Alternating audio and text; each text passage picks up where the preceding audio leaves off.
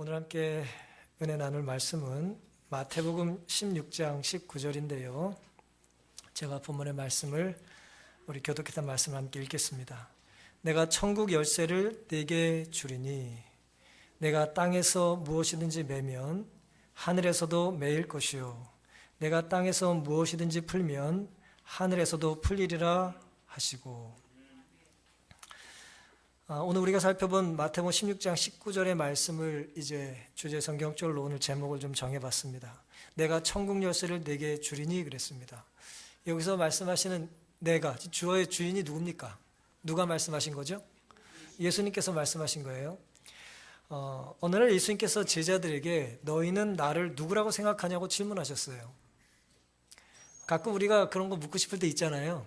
가족에게 또 자녀에게 또 아내와 남편에게 나를 어떻게 보는 거야? 나를 어떻게 생각해? 라고 묻고 싶을 때 있지 않나요? 그럴 때가 있습니다.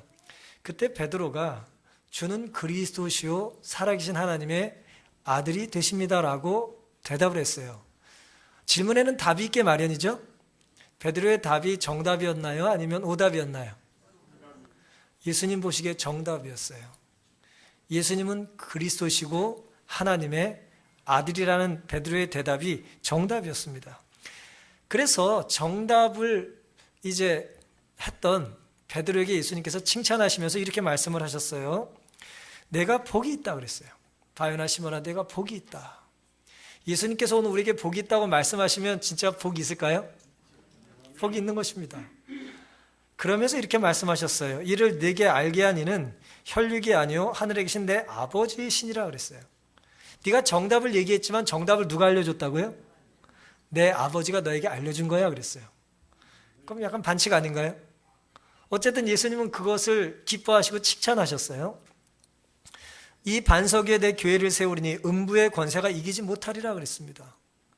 천국 열쇠에 대한 말씀을 하셨고 교회에 대한 말씀을 하셨고 음부, 죽음과 사망의 힘이 이 교회를 지배하지 못할 거라는 거예요. 여러분이 바로 신앙생활 하시고 바른 교회를 다니시면 사탄이 우리를 흔들 수는 있을지 모르지만 우리를 넘어뜨릴 수는 없습니다. 그게 음부의 권세를 깨뜨리지 못하도록 주님께서 막아주시겠다는 약속이에요. 그리고 이제 뒤에 언급하신 말씀이 19절, 오늘 우리가 살펴본 마태복음 16장 19절에 내가 천국 열쇠를 네게 주리니 라는 말씀입니다. 우리 천국 열쇠와 관계된 몇 가지 특징을 좀 말씀을 드리겠습니다. 천국 열쇠가 도대체 뭘까? 천국 열쇠라는 어떤 의미가 있을까?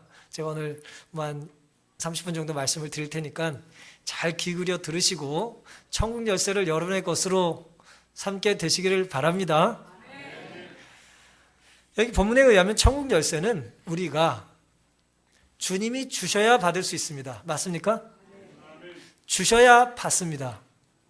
주는 걸 받는 걸 우리 뭐라 그래요? 선물이라고 말해요. 그렇죠? 여러분이 저에게 뭐라 그랬어요? 제가 선물이라고 말씀드렸죠? 하나님이 여러분을 이곳에 보내셨고 저희의 기도에 응답해 주셨어요. 주셔야 우리가 받을 수 있는 겁니다. 그럼 주셔야 받는다면 내가 천국 열쇠를 들고 있을 때 이 천국 열쇠의 원래 주인이 누구겠어요? 주신 분 거예요? 받은 사람 거예요? 원래 주인이 누굽니까? 주신 분 겁니다.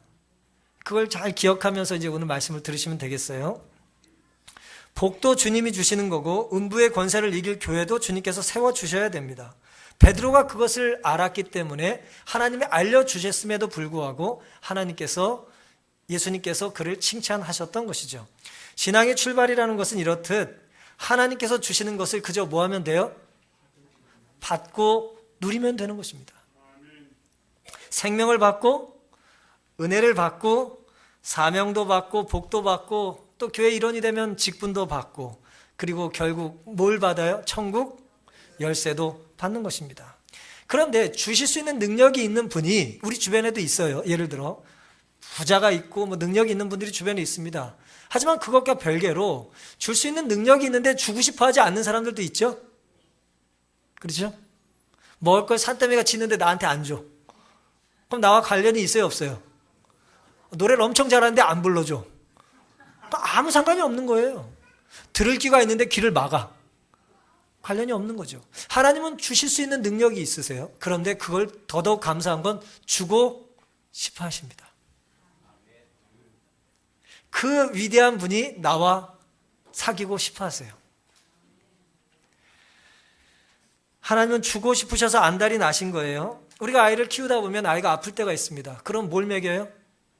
약을 먹여요. 근데 약이 보통 써요. 그럼 이제 쓴 약을 주면서 아이를 우리가 어떻게 합니까? 아이를 막 그냥 설득하고 달래고 막 좀 큰 애는 협박하고 얼르고, 그리고 뭐예요? 이거 먹으면 뭐 해준다? 이거 먹으면 더 좋은 거 줄 테니까 먹으라는 거예요. 먹으면 누가 좋아요? 애가 좋은 건데 누가 안달이 나요? 제발 내가 산 이 비싼 약 좀 먹으라는 것입니다. 하나님도 같은 마음을 갖고 계세요. 우리에게 소중한 걸 주고 싶으시고 주실 능력이 있으시고 또 그것을 우리에게 주고자 원하십니다. 그런데 이런 천국 열쇠를 우리에게 주실 수 있고 주기를 원하시는 하나님께서는 우리에게 천국 열쇠와 더불어 우리가 감당해야 될 게 있다고 말씀하셨어요. 천국 열쇠를 받는 건 좋은 것이죠. 하늘 가는 특권은 좋은 것 아닙니까?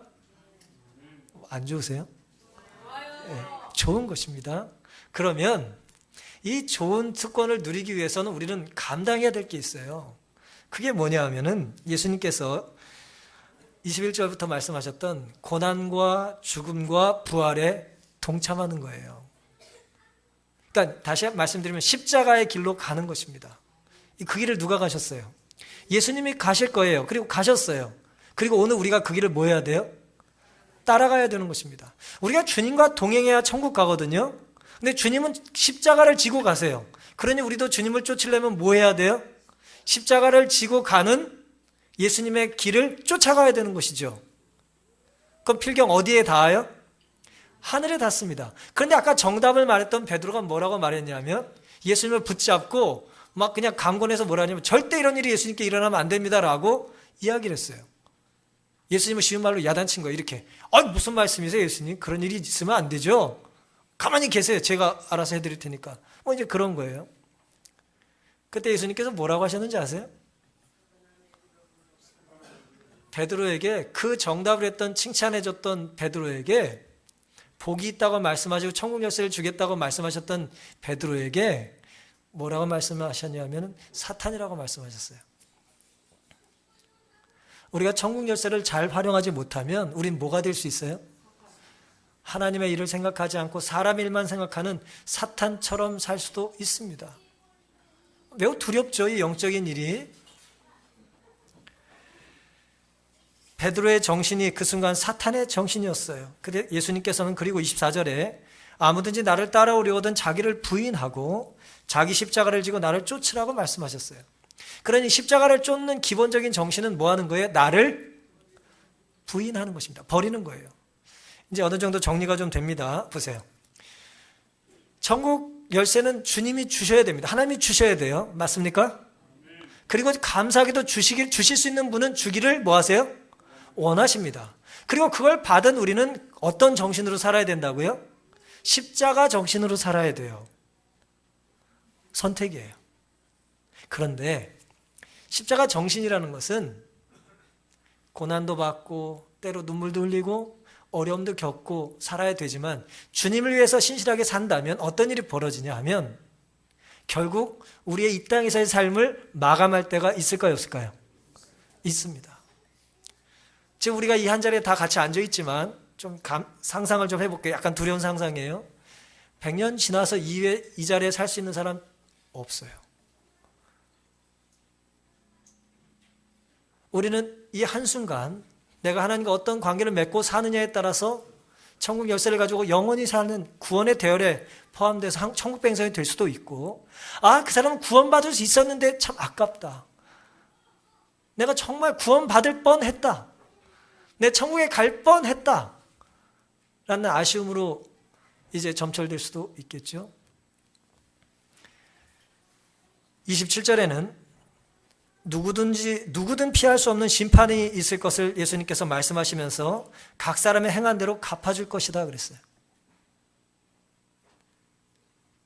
각 사람의 행한 대로라는 말씀의 앞부분의 내용은 뭘 지라는 거예요? 십자가를 지라는 거였죠? 그러니까 내가 너에게 준 십자가를 나의 길 따라 잘 지고 오는 사람에게는 뭐예요? 하늘이라고 하는 선물을 주시는 거고, 예수님의 십자가를 거절하고 천국 열쇠를 귀히 여기지 않는 사람은 천국의 가치를 알지 못하고 부인했기 때문에 하늘에 갈 수가 없게 된다는 것이죠. 누구든 최후 심판을 피할 수는 없습니다. 반드시 심판이 있습니다. 심판이 있다는 건 우리에게 복음일까요? 좋은 소식인가요? 여러분 억울한 일 겪어보셨어요? 사시면서? 말씀을 하실 필요는 없습니다만 억울한 일이 왜 없습니까? 억울한 일을 당한 힘없는 사람은 누구를 찾아요? 공의로운 판사를 찾는 것입니다. 그때 그 공의로운 심판, 불의한 세상의 공의로운 심판만큼 우리에게 복된 소식은 없습니다. 그 정직한 분이 이 일을 맡았대. 그 공의로운 판사가 이 재판을 하신대. 그것만큼 우리에게 복된 소식은 없는 것이죠. 그렇다면 천국 열쇠를 누가 소유하게 될까? 성경은 천국을 갈망하는 사람들의 특징을 이렇게 묘사했습니다. 마태복음 13장 45절에는 또 천국은 마치 좋은 진주를 구하는 장사와 같다 그랬어요. 이게 상인입니다. 장사하는 사람이 좋은 진주를 사려고 전 세계를 돌아다니는 한 사람으로 묘사를 했어요. 극히 값진 진주 하나를 만나며 가서 자기 소유를 다 팔아 그 진주를 뭐 했어요? 샀다 그랬어요. 단순한 이야기입니다. 이 진주를 하나 발견했는데 이게 너무 귀해요. 그래서 뭐 했어요? 이 진주를 사기 위해서 뭐 했다고요? 자기의 가진 건 모든 걸 다 팔고 뭘 택했어요? 진주를 샀대요. 물론 다 팔아도 진주를 살 수는 없겠습니다만은 여기서 교훈은 뭐냐면 내가 무엇을 가지고 있든지 간에 진주를 구하기 위해서 그것을 포기하는 것을 아까워하면 안 된다는 거예요. 그게 이제 천국 정신입니다. 왜 이것이 가능할까? 그 진주의 가치를 이 사람은 알아봤어요? 못 알아봤어요? 알아본 겁니다. 그 진주를 알아본 거예요. 내가 가진 전부보다 이것이 귀하다는 걸 알아본 겁니다. 단순히 우리가 건강하게 장수하는 것보다 영원히 사는 게 귀하다는 걸 알아야 돼요. 진주 하나를 위해서라면 무엇이든 다 포기할 수 있을 만큼 간절해야 되는 것입니다. 간절한 마음이 없다면 감사할 수 없어요. 당연하게 여기거든요. 흔히 호의가 계속되면 무슨 걸린 줄 안다는 그런 말들을 요즘 많이 하잖아요. 하나님 우리에게 주신 너무나 은혜가 너무나 많기 때문에 하나님도 없이 이 모든 것들이 나에게 주어지는 게 당연하다고 생각하는 거예요. 마치 철들지 않은 아이처럼. 저희 부친께서는 제가 어렸을 때 말을 잘 안 들으면 못된 송아지는 엉덩이 뿔 난다고 맨날 그러셨어요. 저놈 저거 엉덩이에 뿔이 나가지고.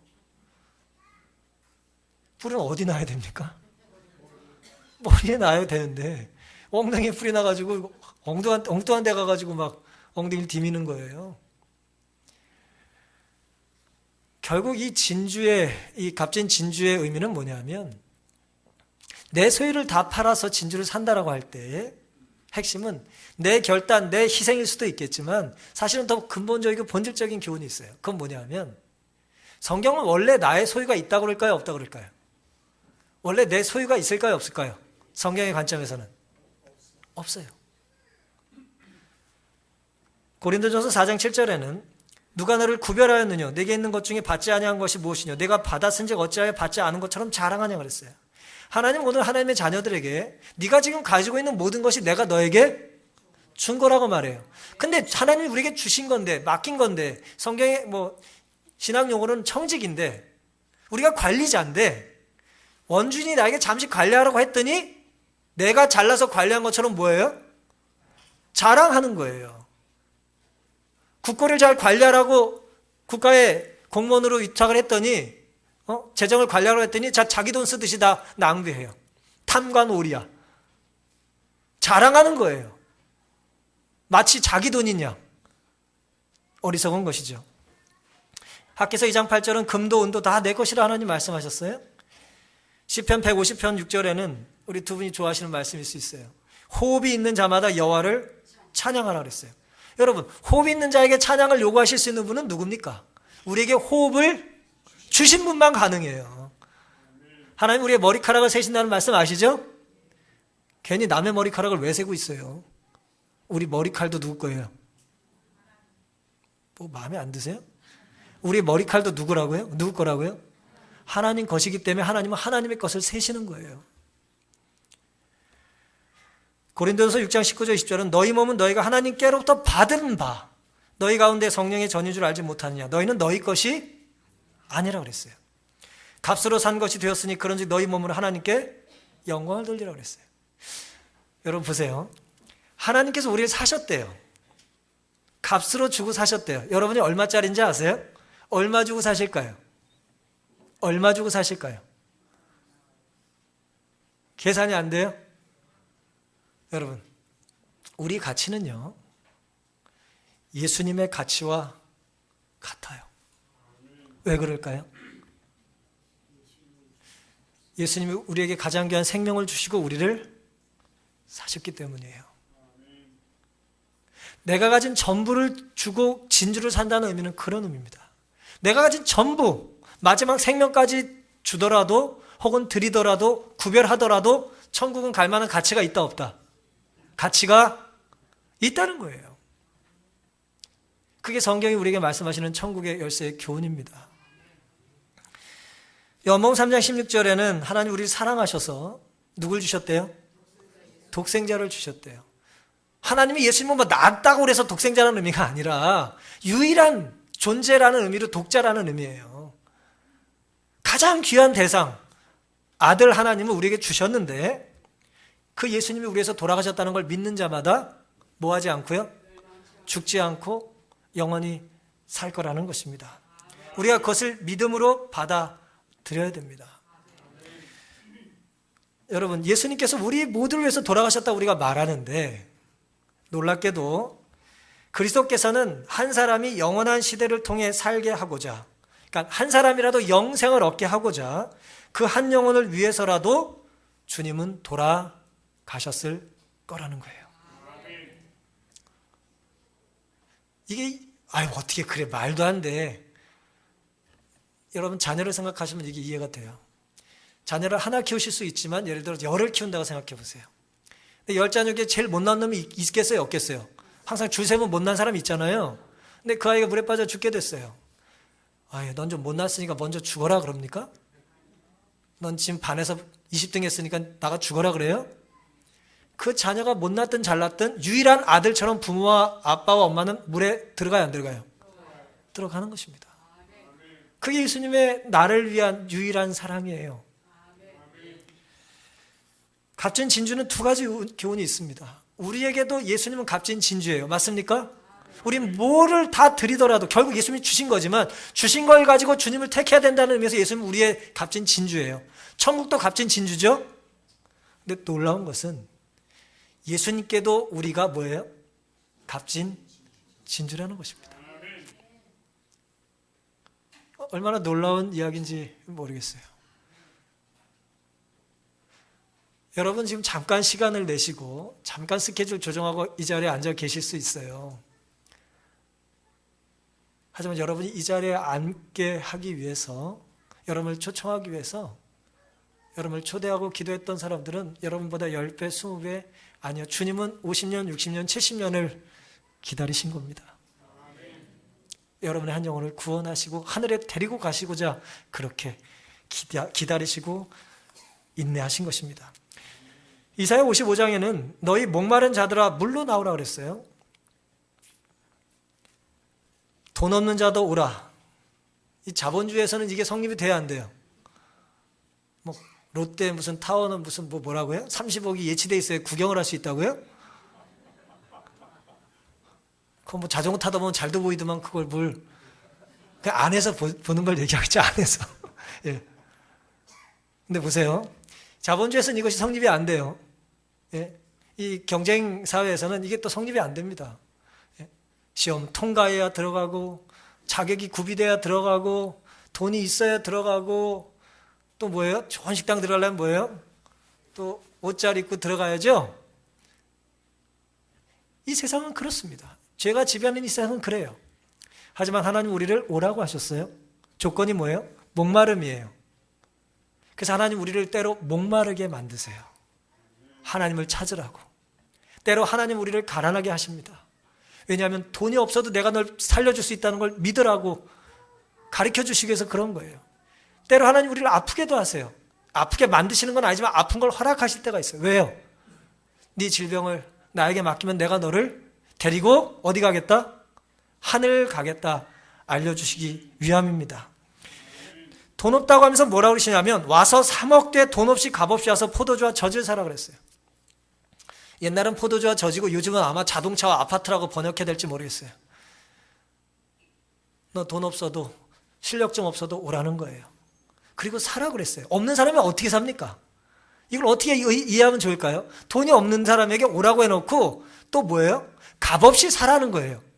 이게 무슨 의미입니까 도대체? 말씀을 이해할 때 이해가 잘 안 되시면 하나님은 어떤 의도와 어떤 마음으로 이런 말씀을 하셨을까를 묵상해 보시면 돼요. 우리가 아이들에게 좋은 것을 줄 때 이 좋은 거의 가치를 잘 몰라. 이 좋은 거의 가치를 정말 몰라요. 그럼 아이 수준의 좋은 것을 먼저 줘요. 최고인 줄 알아 그 사탕이. 근데 뭐라고 말해요? 이 사탕을 나에게 주면 내가 더 좋은 걸 주겠다는 거예요. 애가 좀 성숙하지 못하고 좀 똘똘하지 못한 애는 계속 사탕만 붙잡고 있겠지만 조금 더 머리가 뜨이고 좀 철이 뜨이면 어떨까요? 당장 내려놓고 귀한 것을 받겠죠. 귀한 것을 돈 없음에도 불구하고 사라고 말씀하신 이유는 구원의 축복은 거저지만 선물로 주시는 거저 선물인 것이지만 그것을 얻는 마음이 간절해야 된다는 거예요. 그리고 간절한 마음으로 감사해야 된다는 거예요. 간절함이 없이 감사할 수 없어요. 그런데 많은 사람들은 구원을 무시하고 경시합니다. 거저 준다니 귀한 줄 몰라요. 너무 귀한 건 거저 주지 않으면 우리가 누릴 수가 없어요. 여러분 공기와 생명을 뭘로 사실 거예요? 여러분 뭐 생명을 좀 돈으로 사실 만큼 은행에 잔고가 많으세요? 생명을 얼마 주고 살 수 있습니까? 생명은 하나님께서 우리에게 아침마다 호흡을 넣어주시지 않으면 우리가 유지하고 존재할 수가 없어요. 그럼 뭐 부자는 무슨 천년 만년 살게요? 하나님은 가장 귀한 건 공평하게 해주세요. 주신 분이 누군지를 기억하라고 하는 것입니다. 구원은 거저 주시는 선물인 동시에 또한 매매된다 그랬어요. 거저 주는 걸 사라는 거예요. 구원은 즐겨 순종하고 우리 자신을 그리스도의 피로 사신 소유물로서 그분께 바침으로 얻는다 그랬습니다. 이 말씀이 좀 어려운데 풀면 이렇습니다. 우리는 구원을 받고 즐겨 순종해야죠. 그리고 우리 자신이 누구 거라 그런 거예요? 하나님 거잖아요. 내 생명도 재능도 뭐 돈도 다 하나님 거니까 하나님 거인 나를 다시 누구한테 드려요? 원래 주인인 하나님께 드림으로 우리는 뭘 경험해요? 구원을 경험한다는 것입니다. 그게 천국이에요. 우리의 삶의 주인이 누구라는 거예요? 하나님입니다. 삶의 주인이 하나님이라는 것을 인정하고 그 주인의 자리에 우리가 앉아 있다가 이제 그걸 깨닫고 내려놓으라는 거예요. 부인하라는 거예요. 네 삶의 주인은 너 자신이 아니다. 너 재능의 주인은 너 자신이 아니다. 네 돈의 주인은 너 자신이 아니다. 내려놓고 부인하고 원래 주인인 하나님께 모든 걸 다시 맡겨라. 그럼 너는 뭘 경험하게 될 거다? 이 땅에서도 또 하늘 가서도 천국을 경험하게 될 거라는 말씀입니다. 빌립보 2장 12절에는 그런데 이런 천국을 구원이라는 말로 뭐라고 묘사했냐면은 나의 사랑하는 자들아 두렵고 떨림으로 너희 구원을 이루라 그랬어요. 왜 구원을 두렵고 떨림으로 이루라고 했을까요? 사람이 철이 들면 자기가 누리고 살았던 것에 대하여 이제 떨리는 순간이 옵니다. 이게 당연한 게 아니었구나. 부모님의 사랑과 은혜가 이게 당연한 게 아니었구나. 내 사랑하는 가족들이 내 옆에서 숨을 쉬고 있는 것이 이게 당연한 게 아니구나. 하나님이 나에게 주신 선물이구나. 두렵고 떨리는 것입니다. 함부로 말할 수 없고 함부로 자랑하지 않게 되는 거예요. 마치 내 시간인 양 멋대로 약속하고 멋대로 어기지 못하게 되는 것입니다. 단서가 붙게 돼요. 하나님이 허락하시면 나는 하겠다는 단서가 붙게 되는 거예요. 하나님이 명령하시면 나는 순종하겠다는 이제 깨달음이 오기 시작하는 것입니다. 자아를 포기하는 일은 그리스도인 생애를 처음 시작할 때만 할 것이 아니라 천국을 향해 걸어가는 매 발걸음마다 거듭되어야 한다 그랬어요. 내가 주인이 아니라는 말씀을 계속 상기해야 된다는 거예요. 우리 모든 선행은 우리 자신 밖에서 오는 능력에 달렸다 그랬어요. 내가 착한 일을 간혹 한다는 건 어디서 오는 거라고요? 하나님이 주시는 거라는 거예요. 밖에서 오는 거예요. 내 안에 있는 게 아니에요. 기독교는 불교가 아닙니다. 내 안에 무슨 선을 개발하는 게 기독교가 아니에요. 내 안에 선한 것이 없음을 고백하고 외부의 거룩한 하나님을 받아들일 때 우리가 변할 수 있는 거예요.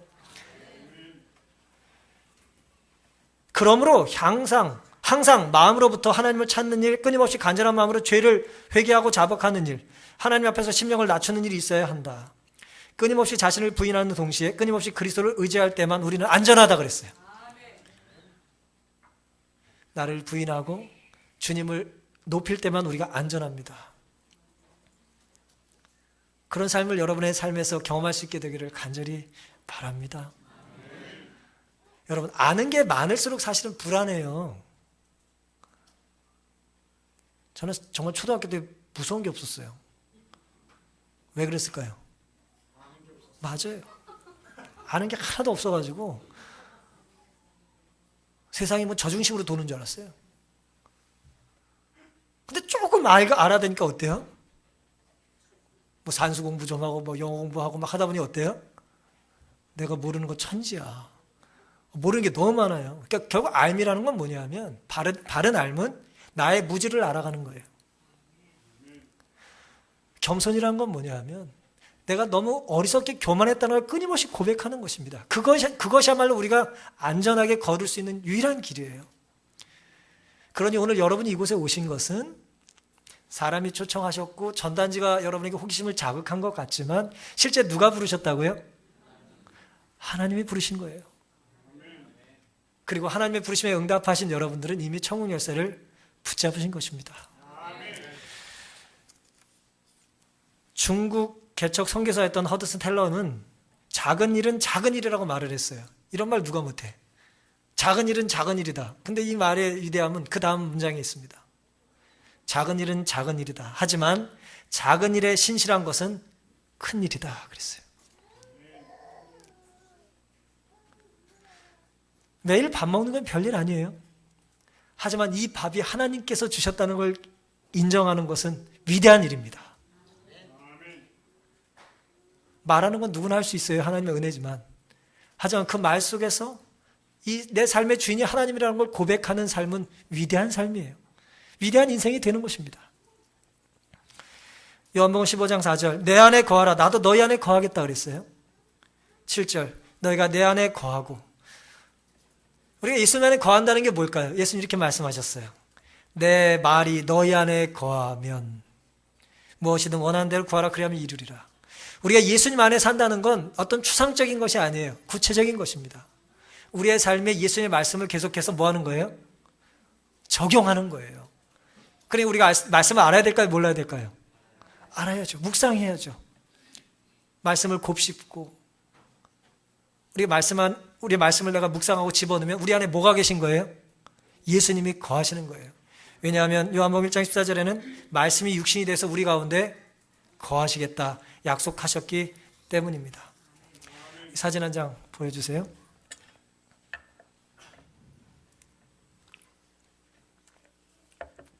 밑에 보지 마시고 누군지 아시겠어요? 그냥 그림만 딱 보면 얼굴만 보면 누군지 아시겠습니까? 그 다음 사진 보면 누군지 아시겠죠? 네, 간디예요. 뭐 인도의 성자니 뭐 독립의 아버지니라고 일컬어지는 20세기의 가장 위대한 이제 사람 중에 하나인 인물 중에 하나인 간디라는 사람입니다. 제가 이 사람 이야기를 잠깐 해드리겠습니다. 이 사람은 아버지가 4번 결혼했고 그 4번의 결혼에서 얻은 4번째 아들이었답니다. 평소 아버지는 이제 냉정하고 뭐 정이 많지는 않았는데 대신 현명하고 사리에 밝은 분이었대요. 부자 간의 특별한 교감은 없이 자랐다는데 아버지가 이제 죽기 1년 전 아버지와의 관계가 회복되는 특별한 사건이 하나 있었답니다. 당시 간디가 15이었어요. 그때 뭐 좋은 풍습이 있으니까 이미 결혼을 하고 있을 때였습니다.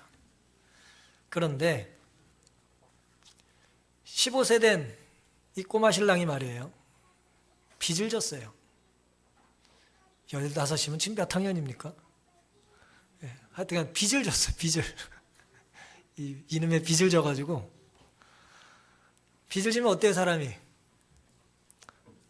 보이는 게 없잖아요. 어떻게든 빚을 해결하려고 하는 마음에 형의 돈을 훔쳤습니다. 형의 돈을 훔쳤어요. 근데 간디가 뭐 생긴 것도 좀 착하게 생겼잖아요. 착하게 생겼다고 죄 안 짓는 거 아니에요.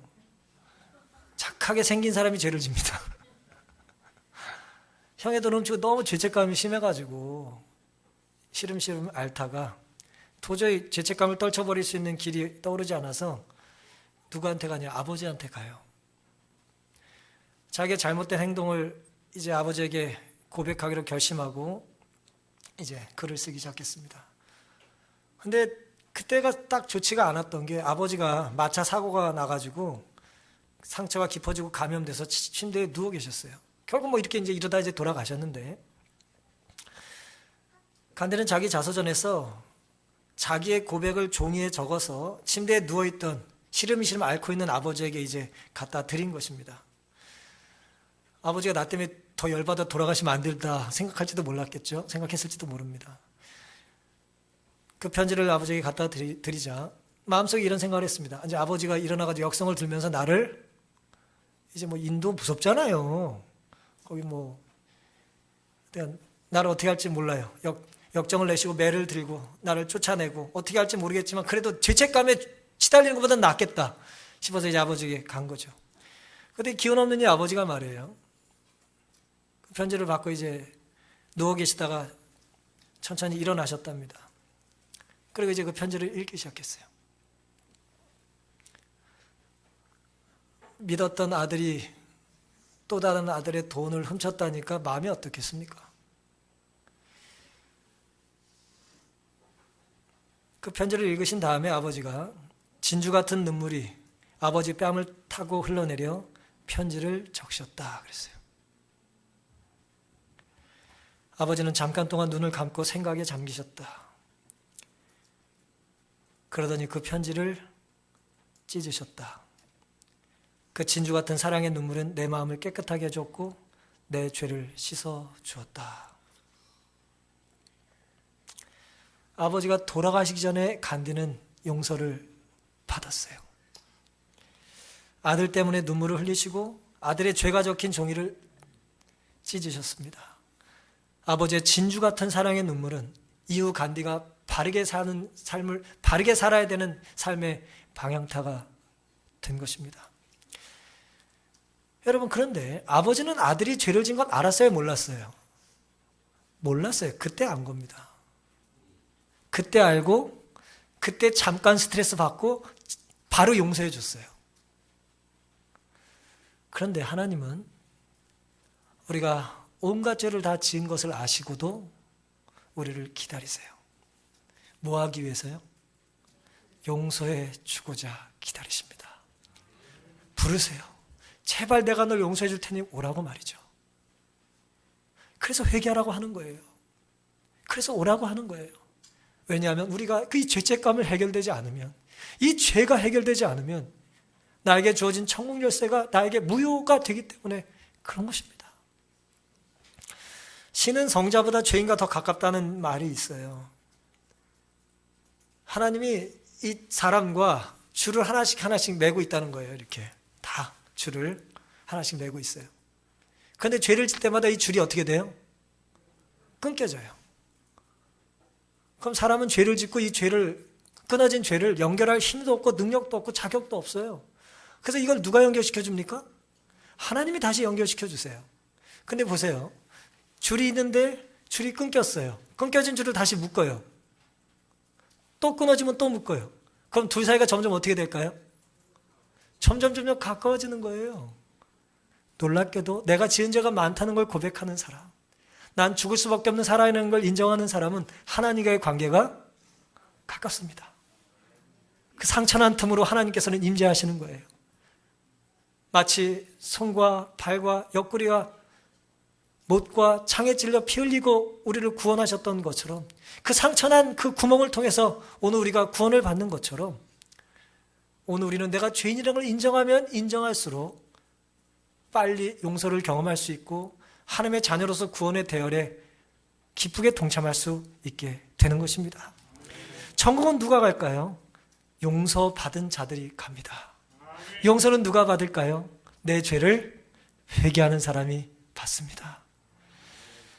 십자가에서 주님은 눈물을 흘리시고 창에 찢겨 피를 흘려 돌아가셨어요.